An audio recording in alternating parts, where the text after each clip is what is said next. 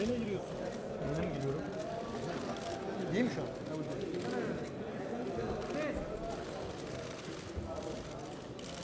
Abi şu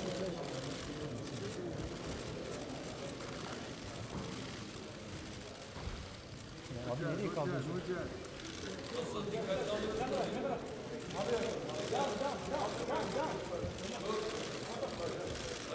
Hocam yayına giriyorsun.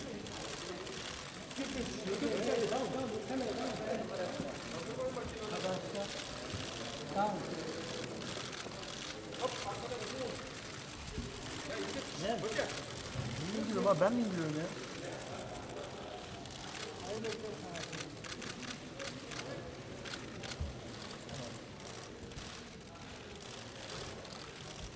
Geliyor.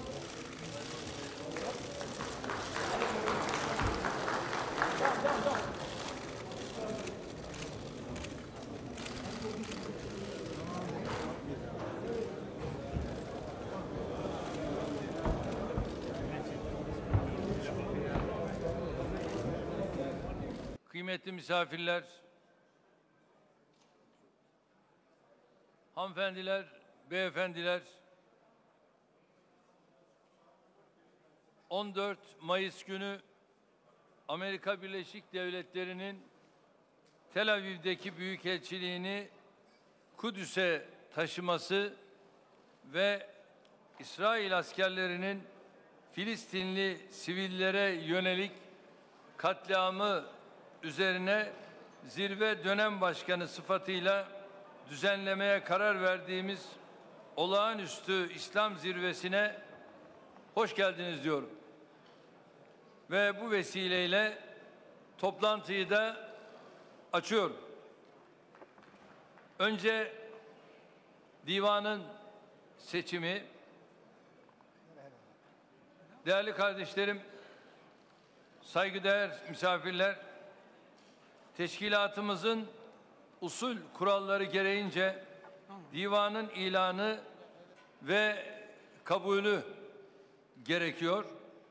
Sabahki Bakanlar Konferansı'nda olduğu gibi divanın Başkan Türkiye ve daimi üye Filistin'in yanı sıra Afganistan ve Gine'den oluşturulmasını öneriyorum. İtirazınız yoksa divan onaylanmıştır.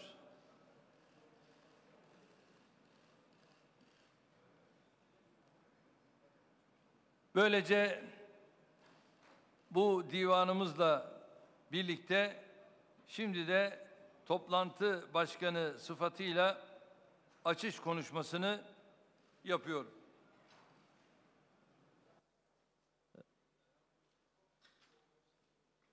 أعوذ بالله من الشيطان الرجيم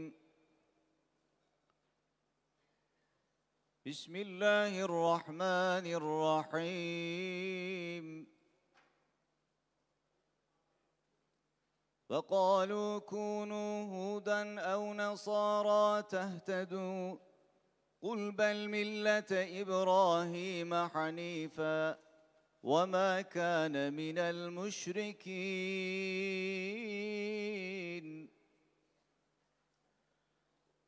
قُولُوا آمَنَّا بِاللَّهِ وَمَا أُنزِلَ إِلَيْنَا وَمَا أُنزِلَ إِلَى إِبْرَاهِيمَ وَإِسْمَاعِيلَ وَإِسْحَاقَ وَيَعْقُوبَ وَالْأَسْبَاطِ وَمَا أُوتِيَ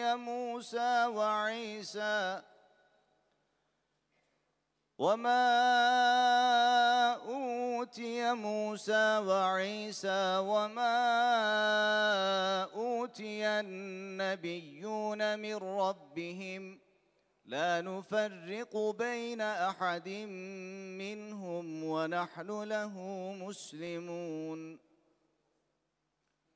صدق الله العظيم. Tüm şehitlerimiz için ve özellikle Filistin'de şehit olan kardeşlerimizin ruhu için, Allah rızası için El Fatiha.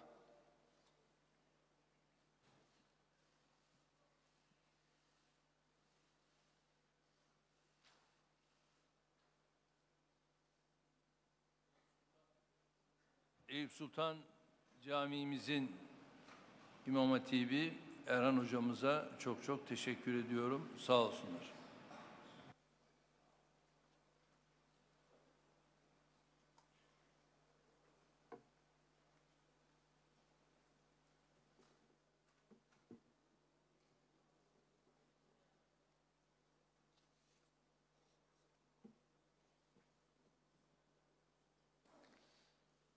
Bismillahirrahmanirrahim. Saygıdeğer devlet ve hükümet başkanları, Sayın Genel Sekreter, kıymetli misafirler, aziz kardeşlerim, Esselamu Aleyküm ve Rahmetullahi ve Berekatuhu. Sizleri böyle olağanüstü bir dönemde en kalbi duygularla selamlıyorum. Bugün kalbi bizimle birlikte çarpan, dünyanın dört bir köşesindeki tüm Kudüs dostlarını da aynı şekilde sevgiyle selamlıyorum. Kudüs'ün sırdaşı, yoldaşı, kader arkadaşı İstanbul'a hoş geldiniz.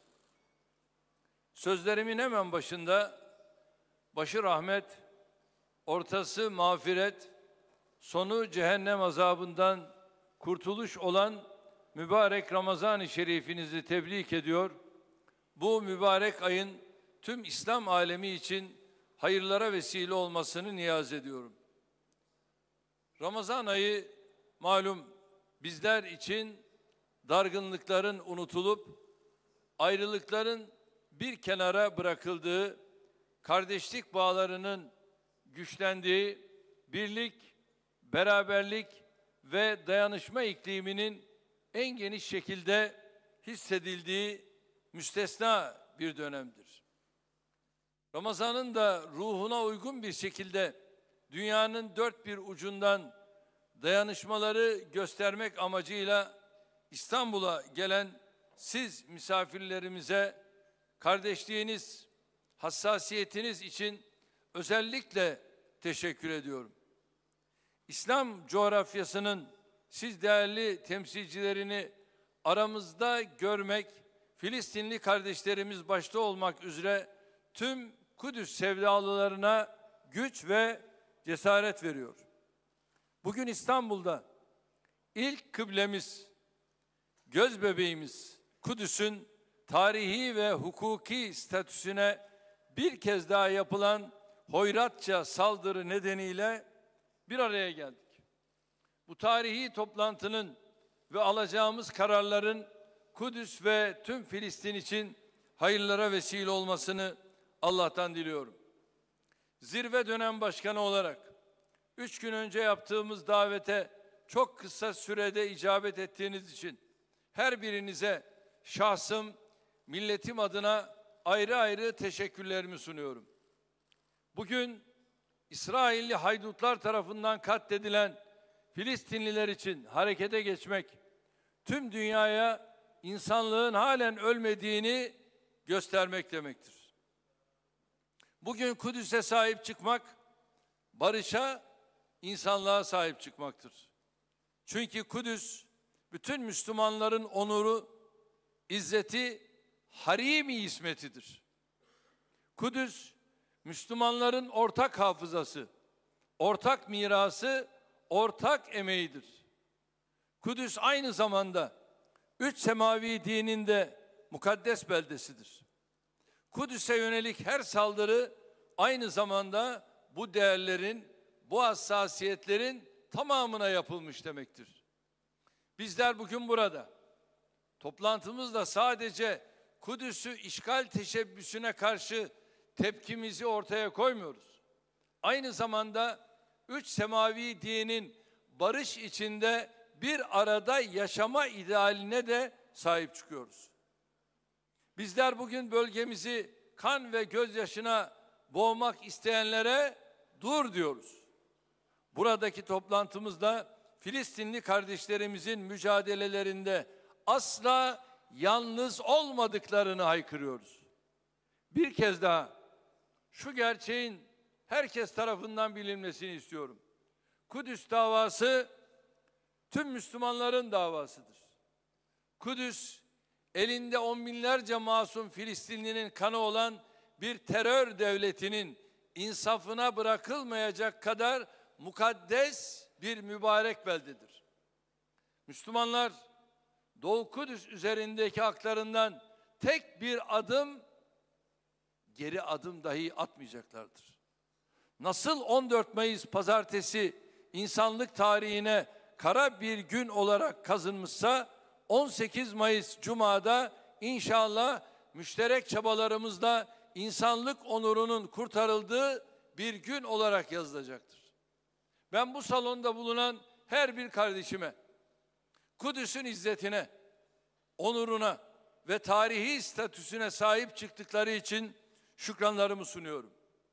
Bu tavrınızın sadece din kardeşlerimiz nezdinde değil, Hristiyanlar, Museviler ve diğer inanç sahipleri için de çok kıymetli olduğuna inanıyorum. Burada Siyonistleri bir kenara koyuyorum. Zaten bütün bu olayların altında onlar yok mu? Onlar var. İnşallah bugün alacağımız kararlarla da bu duruşumuzu perçinleyeceğiz. Aziz kardeşlerim, biliyorsunuz Amerika Birleşik Devletleri'nin hukuk dışı Kudüs kararının ilk işaretleri gelmeye başladığı andan itibaren Amerika Birleşik Devletleri yönetimine gerekli uyarılarda bulunduk. Böyle bir adımın bölgede tansiyonu yükselteceğini, yeni gerginliklere, yeni çatışmalara neden olacağını söyledik. Kutsal topraklarda bir taşı yerinden oynatmanın bile ciddi sorunlar doğuracağını ifade ettik. Bu tip tek taraflı, uluslararası hukuku çiğneyen, Birleşmiş Milletler'in altını oyan adımların sadece Müslümanlara ve Hristiyanlara değil, Yahudilere de zarar vereceğini defalarca dile getirdik. Yanlışta ısrar edilmesi halinde tüm bölgenin çatışma iklimine gireceğini, bunun sorumlusunun da kararı uygulayanlar olacağını özellikle belirttik. Maalesef iyi niyetli ikazlarımız adeta büyük bir akıl tutulması yaşayan muhataplarımızda karşılık bulmadı. Tüm uyarılara rağmen Amerika Birleşik Devletleri gerilim ve çatışmadan beslenen çevrelerin esiri oldu. İslam İşbirliği Teşkilatı ile Birleşmiş Milletler Genel Kurulu'nun iradelerini nazara dikkate almayan Amerikan yönetimi, İsrail Başbakanı Netanyahu'nun ve bazı radikal evangeliklerin kuyruğuna takılmayı tercih etti. 14 Mayıs pazartesi günü Amerika dünyadan yükselen tepkilere rağmen İsrail Büyükelçiliğini Tel Aviv'den Filistin'in de başkenti olan Kudüs'e taşıdı.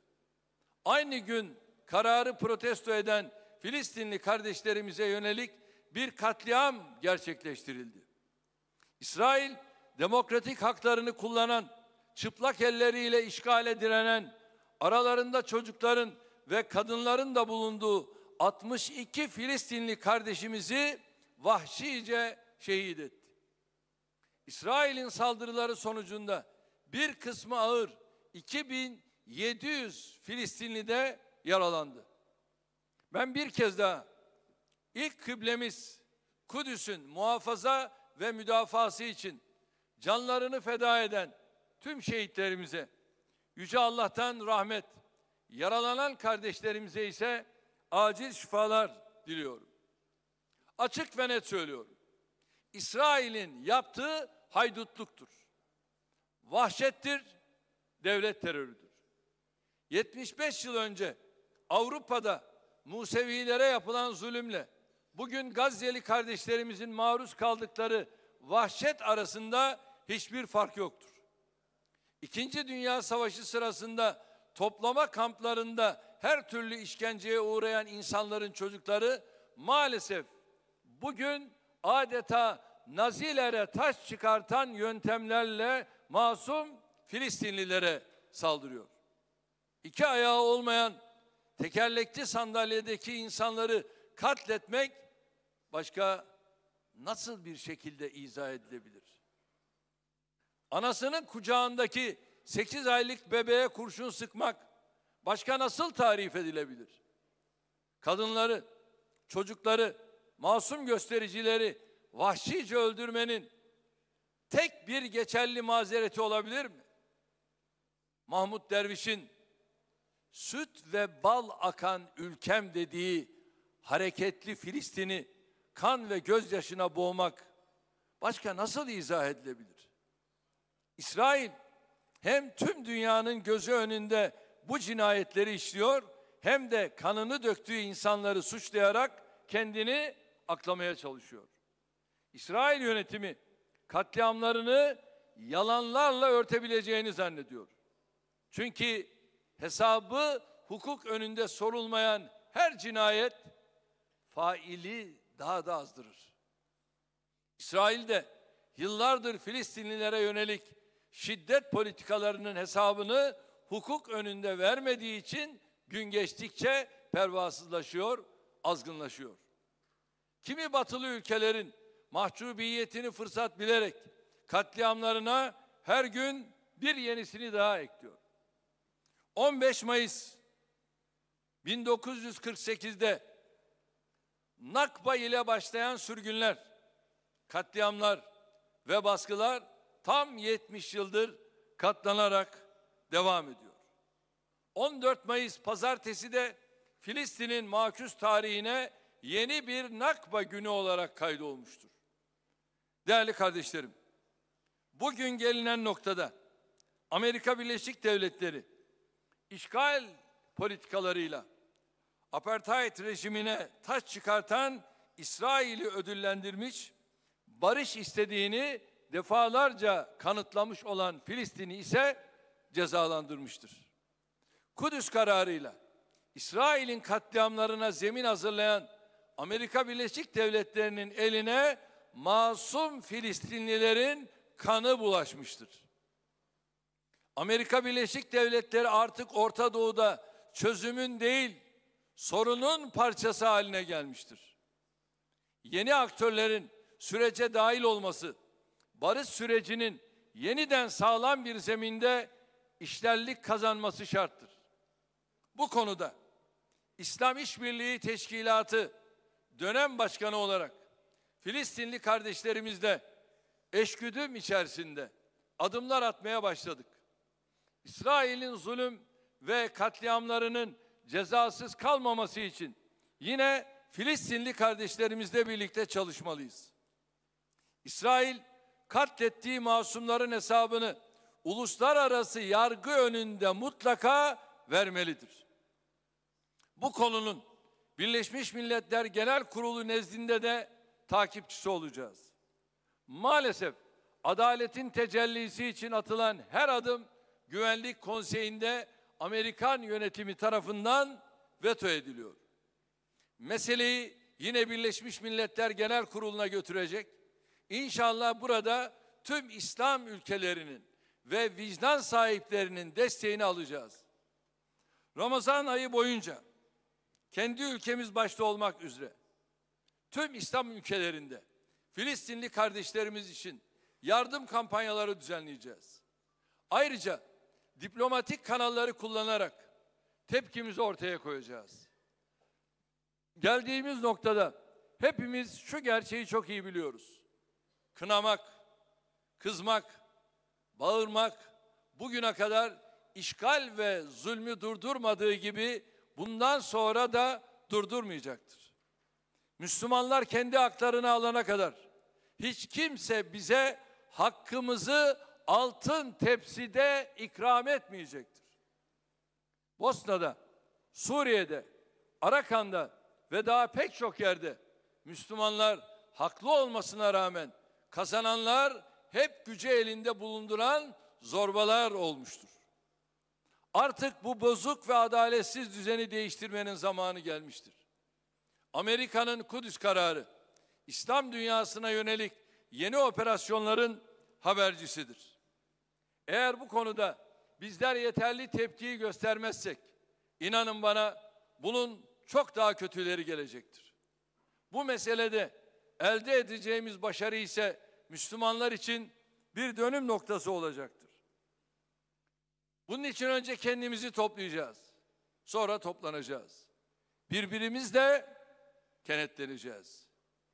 Ve Rabbimin emri ortada. Ve atasimu bihablillahi cemian ve la teferraku. Hepiniz toptan sımsıkı Allah'ın ipine yapışınız, tefrikaya düşmeyiniz, bölünüp parçalanmayınız. Bu ilahi emre uyacağız. İslam ülkeleri olarak başkenti Kudüs olan 1967 sınırları içinde egemen ve bağımsız Filistin devleti talebinden asla vazgeçmeyeceğiz. Bugün burada verdiğimiz mesajların tüm dünya tarafından ciddiyetle değerlendirileceğine inanıyorum. İştirakleriniz için sizlere bir kez daha teşekkür ediyorum. İnşallah açıklayacağımız sonuç bildirgesi tüm İslam dünyasında, tüm dünyada gerçekten çok farklı bir tesir uyandıracaktır. Rabbim yar ve yardımcımız olsun. Esselamu Aleyküm ve Rahmetullahi ve Berekatuhu.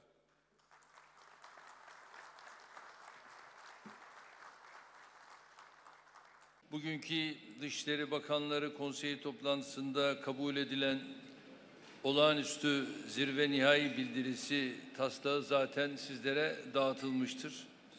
Bakanlar toplantısında görüşülerek kabul edilen ve bizlerin onayına sunulan, benim de okuduğum bu taslak üzerinde kabule hazır olduğunu aslında düşünüyorum. İslam İşbirliği Teşkilatı olağanüstü zirve nihai bildirisinin kabulünü oylarınıza sunuyorum. Kabul edenler,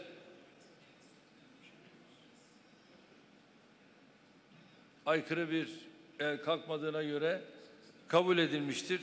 İslam dünyasının Kudüs'e ilişkin ortak vicdanının sesi ve Filistin halkıyla dayanışmasının güçlü ifadesi olan bu bildiri tüm İslam alemine hayırlı olsun diyorum. Şimdi de kapanış konuşmasını yapmak üzere kürsüdeyim.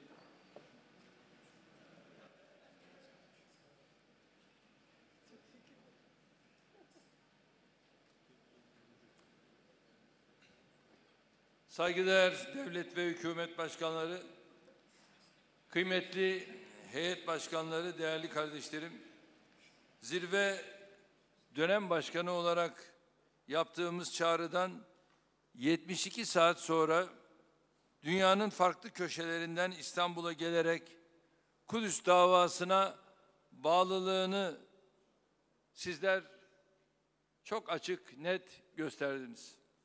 Bu haklı davaya bir kez daha omuz verdiniz. Bu hassasiyetiniz için hepinize şahsım ve milletim adına en içten şükranlarımı sunuyorum.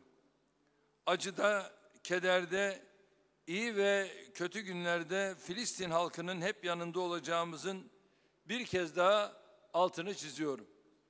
Bugün son derece önemli bir zirve toplantısını gerçekleştirmiş bulunuyoruz.